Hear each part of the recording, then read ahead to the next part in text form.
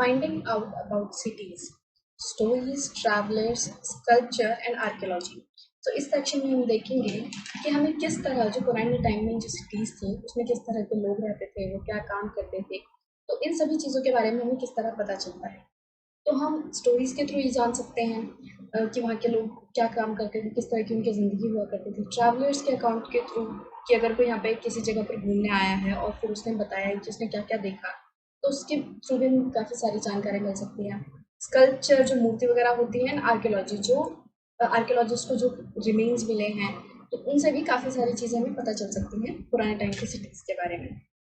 सो आप सभी ने जातक कथाओं के बारे में ज़रूर सुना होगा, राइट? तो ये जो स्टोरीज़ थी ये प्रोबेबली हो सकता है कि उस टाइम के जो आम आदमी होते थे, आम लोग होते थे, तो उन लोगों ने इन स्टोरीज़ को बनाया हो एंड बाद में जो बुद्धिस्ट मॉन्क्स होते हैं, उन्होंने इन स्टोरीज़ को लिख कर प्रिजर्व कर लिया हो, राइट?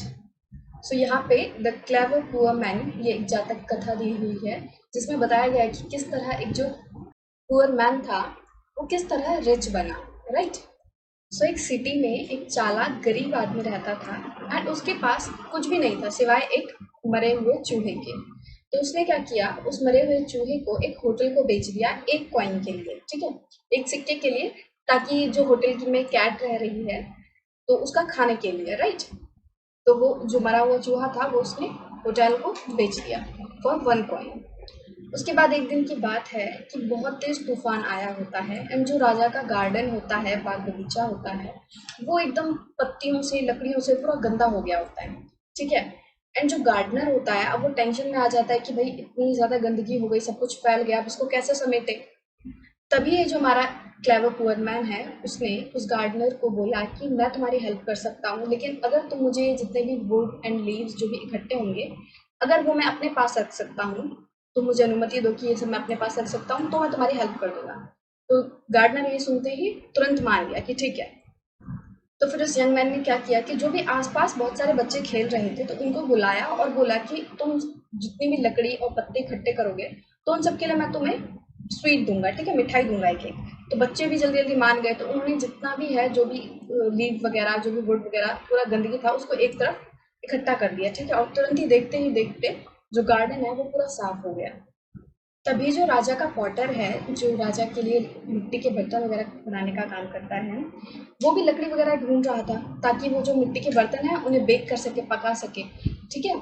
अब पकेंगे किससे, आग से, और आग जलाने के लिए क्या चाहिए, फ्यूल चाहिए, ठीक है, तो इसीलिए वो भी लकड़ी वगैरह ढूंढ रहा था। तभी जो यंग मैन है उसने उसको ऑफर की वो भी जो लकड़ी वगैरह उसने इकट्ठी करवाई थी बच्चों से। तो जो पॉटर है उसने यंग मैन से सारी चीजें खरीद ली, जो भी लकड़ी पत्ते वगैरह हैं वो खरीद लिए और उसके लिए उसको पैसे दे दिए। तभी जो यंग मैन है उसको एक दूसरा प्लान सूझता है। वो क्या करता है, वो एक जार लेता है, उसे पानी से भरता है और सिटी गेट के पास चला जाता है जहाँ पर लगभग 500 जो ग्रास कटर है, घास काटने वाले लोग हैं, वो लगे हुए थे।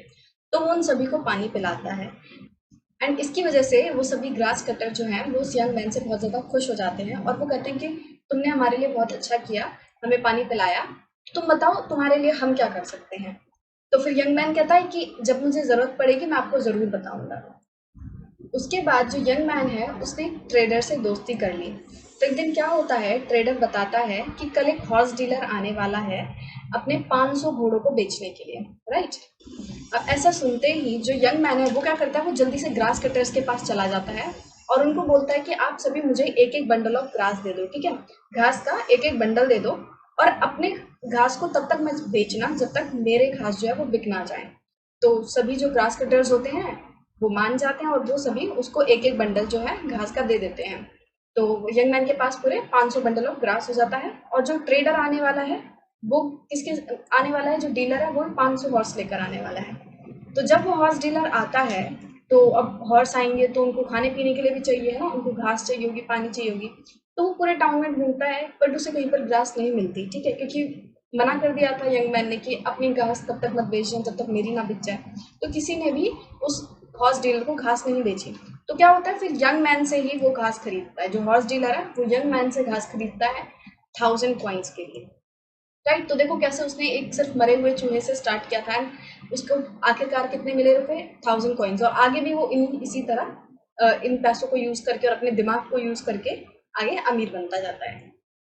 अच्छा, अब आपने ये मज़ेदार सी कहानी तो सुन ली, बट क्या एक चीज़ नोटिस की कि इस स्टोरी से हमें काफ़ी सारी चीज़ें पता चल सकती हैं। कि देखो, सबसे पहले कि उस टाइम के जो लोग थे वो किन-किन ऑक्यूपेशंस में एंगेज थे। उस टाइम पे होटल चलते थे, ठीक है? गार्डनर्स हुआ करते थे, पॉटर हुआ करते थे, राइट?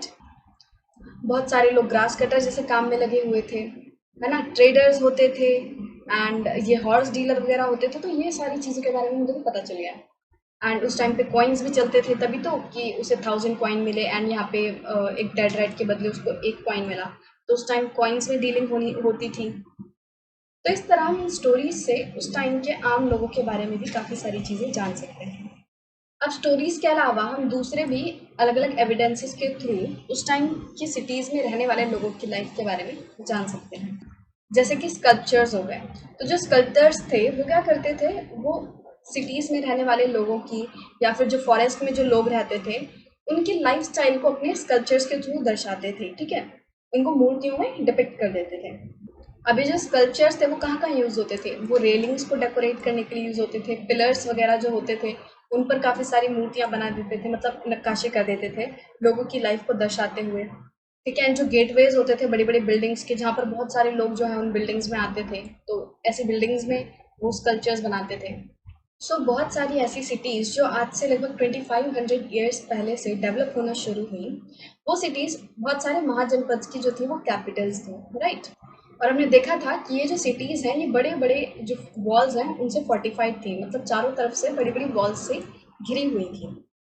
सो बहुत सारी सिटीज़ में आर्कियोलॉजिस्ट को रोज ऑफ पॉट्स या फिर जो सिरेमिक रिंग्स हैं वो मिले हैं, जो कि एक के ऊपर एक अरेंज्ड थे, जैसे कि आपको यहाँ पे फोटोज में दिख रहा है। यहाँ पे देखो, ये जो सिरेमिक रिंग्स हैं एक इस तरह, तो ये एक के ऊपर एक जो है अरेंज्ड, राइट? इसीलिए इनको क्या बुलाया जाता है, ring wells. That's why these are called ring wells. तो हो सकता है ये जो रिंग वेल्स हैं ये कहीं कहीं पर टॉयलेट्स के लिए यूज़ किए जाते हों, या फिर कहीं as drains and garbage dumps के लिए यूज़ किए जाते हैं, ठीक है? जो कचरा वगैरह डालना है उसके लिए, या फिर जो ड्रेनेज है उसके लिए इनको यूज़ किया जाता है। एंड ये जो रिंग वेल्स हैं वो यूजुअली इंडिविजुअल हाउसेज में मिले थे, मतलब हर एक हाउस में आपको ये देखने मिल रहे थे। सो आर्कियोलॉजिस्ट को अभी तक जो भी पैलेसेस वगैरह थे उस टाइम के, जो मार्केट्स थी, जो बाजार थे, या फिर जो आम लोगों के जो घर थे, उनके रिमेन्स अभी नहीं मिल पाए हैं, ठीक है?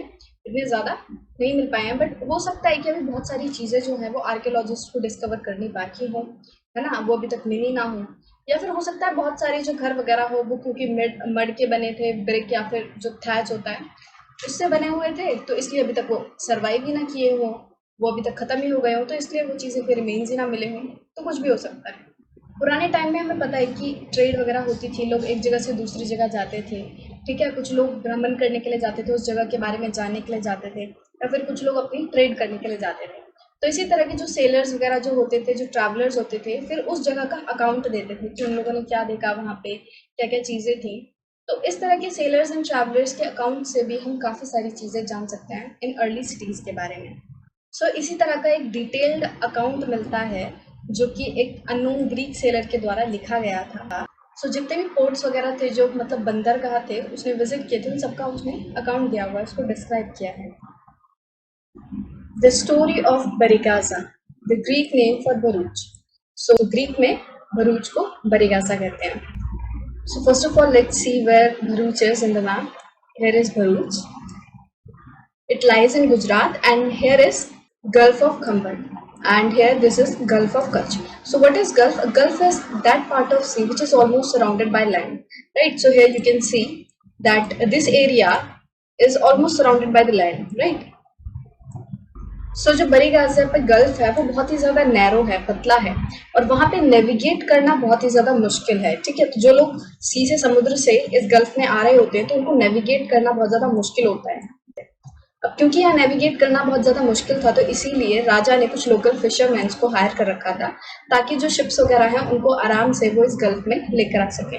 अब बड़े गाजा में जो चीज़ें इम्पोर्ट होती थी, जो बाहर से आती थी, वो क्या क्या होती थी? वो वाइन हो गया, copper, tin, lead, coral, topaz, cloth होते थे, सोना, चांदी के कॉइन्स होते थे, ये सारी चीज़ें जो हैं बड़ी गाजा में इम्पोर्ट होती थी। और यहाँ से क्या-क्या चीज़ें एक्सपोर्ट होती थी?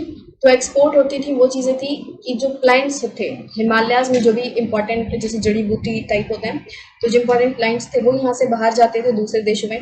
आइवरी, आइवरी मतलब जो हाथी के दांत होते हैं, राइट। अगेट एक प्रेशियस स्टोन है, राइट। कार्नेलियन ये भी एक सेमी प्रेशियस स्टोन है। Then cotton, silk and perfumes जो थी यहाँ से एक्सपोर्ट होती थी। अब जो मर्चेंट्स वगैरह आते थे, जो व्यापारी आते थे, वो राजा के लिए स्पेशल गिफ्ट्स लाते थे। अब गिफ्ट्स में क्या क्या होता था, जैसे कि वेसल्स होते थे सिल्वर के, सिंगिंग बॉयज जो अच्छा गाना गाने वाले जो लड़के होते थे वो लोग लाते थे as a gift for the king.